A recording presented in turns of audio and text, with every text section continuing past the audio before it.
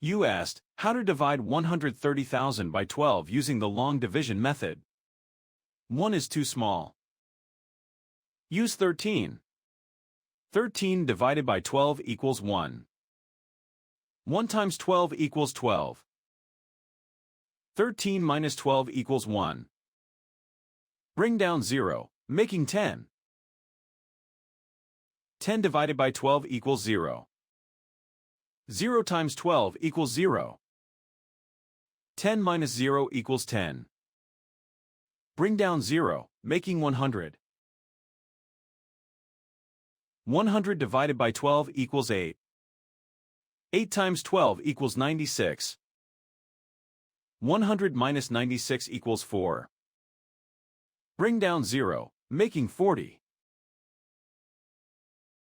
40 divided by 12 equals 3. 3 times 12 equals 36. 40 minus 36 equals 4. Bring down 0, making 40.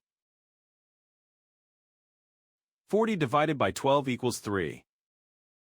3 times 12 equals 36. 40 minus 36 equals 4.